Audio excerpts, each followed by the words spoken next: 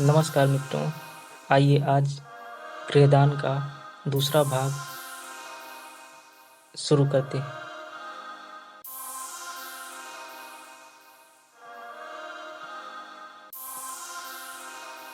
मातृहीन बालक संसार का सबसे करुणाजनक प्राणी है।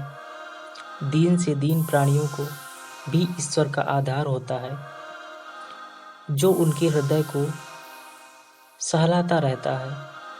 मातृहीन बालक इस आधार से वंचित होता है।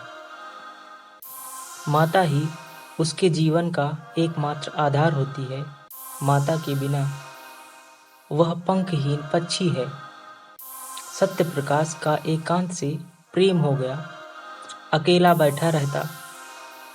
वृक्षों में उसे कुछ कुछ सहानुभूति का अज्ञात अनुभव होता था, जो घर के प्राणियों से उसे ना मिलती थी। माता का प्रेम था तो सभी प्रेम करते थे। माता का प्रेम उठ गया तो सभी निष्ठुर हो गए। पिता की आंखों में भी वह प्रेम ज्योति न रही। दरिद्र को कौन भिक्षा देता। 6 महीने बीत गए। सहसा एक दिन उसे मालूम हुआ, मेरी नई माता आने वाली है। दौड़ा पिता के पास गया और पूछा, क्या मेरी नई माता आएंगी? पिता ने कहा, हाँ बेटा, वे आकर तुम्हें प्यार करेंगी। सत्य, क्या मेरी ही माँ स्वर्ग से आएंगी? देव, हाँ वही माता आएंगी।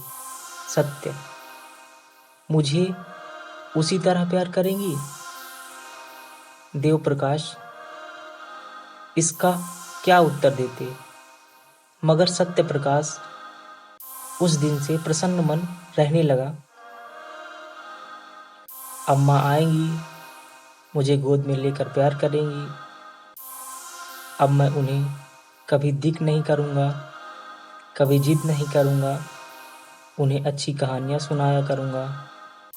विवाह के दिन आए। घर में तैयारियां होने लगी। सत्य प्रकाश खुशी से फूला न समाता। मेरी नई अम्मा आएंगी। बारात में वह भी गया। नए नए कपड़े मिले। पालकी पर बैठा। नानी ने अंदर बुलाया और उसे गोद में लेकर एक अशर्फी दी। वहीं उसे नई माता के दर्शन हुए। नानी ने नई माता से कहा, बेटी, कैसा सुंदर बालक है, उसे प्यार करना। सत्य प्रकाश ने नई माता को देखा और मुग्ध हो गया।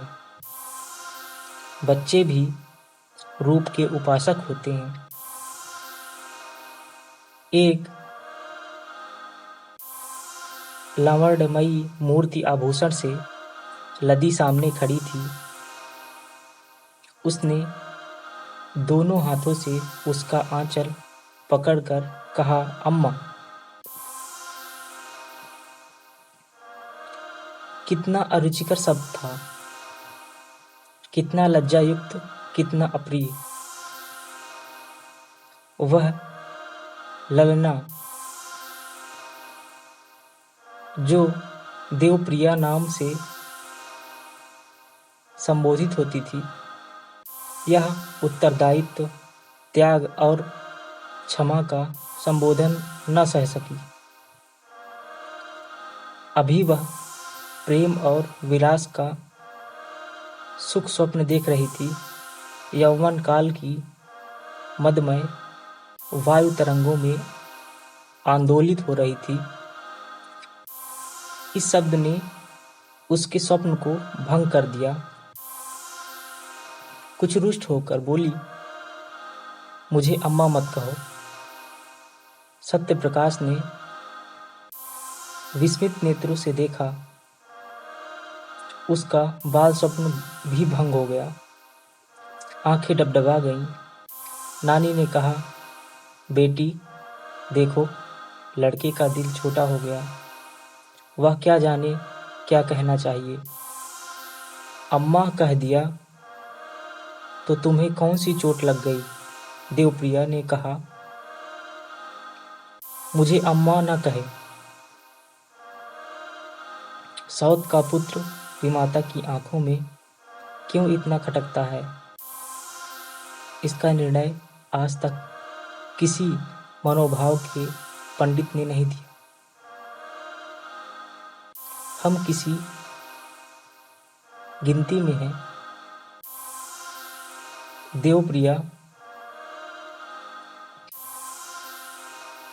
जब तक गर्भिणी ना हुई वह सत्यप्रकाश से कभी कभी बातें करती, कहानियाँ सुनाती, किंतु गर्भिणी होती ही उसका व्यवहार कठोर हो गया और प्रसव काल ज्यों-ज्यों निकट आता था उसकी कठोरता बढ़ती ही जाती थी। जिस दिन उसकी गोद में एक चाँद से बच्चे का आगमन हुआ, सत्यप्रकाश खूब उछला कूदा और सौरगृह में दौड़ा हुआ बच्चे को देखने लगा। बच्चा देवप्रिया की गोद में सो रहा था। सत्यप्रकाश ने बड़ी उत्सुकता से बच्चे को विमाता की गोद से उठाना चाहा कि सहसा देवप्रिया ने सरोष स्वर में कहा, खबरदार, इसे मत छूना, नहीं तो कान पकड़कर उखाड़ लूंगी। बालक उल्टे पांव लौट आया और कोठे की छत पर जाकर खूब रोया। किंतु सुंदर बच्चा है, कितना सुंदर बच्चा है। मैं उसे गोद में लेकर बैठाता तो कैसा मजा आता। मैं उसे गिराता थोड़े ही, फिर इन्होंने क्यों मुझे झिड़क दिया। भोला बालक क्या जानता था कि इस झिड़की का कारण माता की सावधानी नहीं, कुछ और ही है। एक दिन शिशु सो रहा था। उसका नाम ज्ञान प्रकाश रखा गया था। देवप्रिया स्नानागार में थी। सत्यप्रकाश चुपके से आया और बच्चे को ओढ़ना हटाकर उसे अनुरागमय नेत्रों से देखने लगा। उसका जी कितना चाहा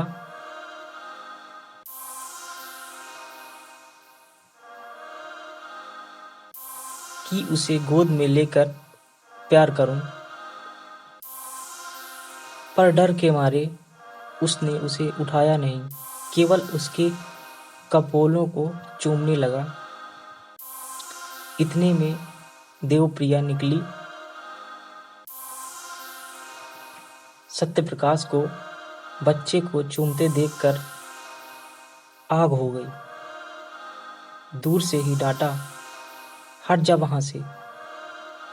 सत्यप्रकाश माता को दीन नेत्रों से देखता हुआ बाहर निकल आया।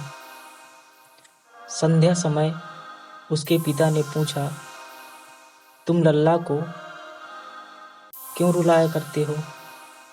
सत्य, मैं तो उसे कभी नहीं रुलाता। अम्मा खिलाने को नहीं देती। देव, झूठ बोलते हो।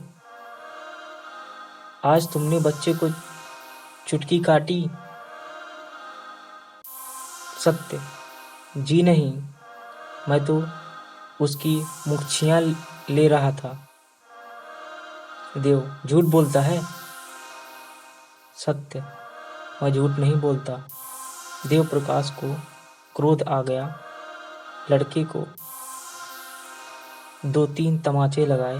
पहली बार यह ताड़ना मिली और निरपराध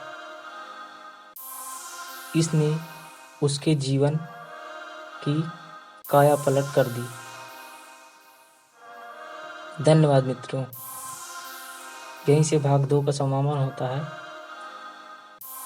आगे मिलेंगे भाग 3 में। सुनने के लिए आप सबका धन्यवाद।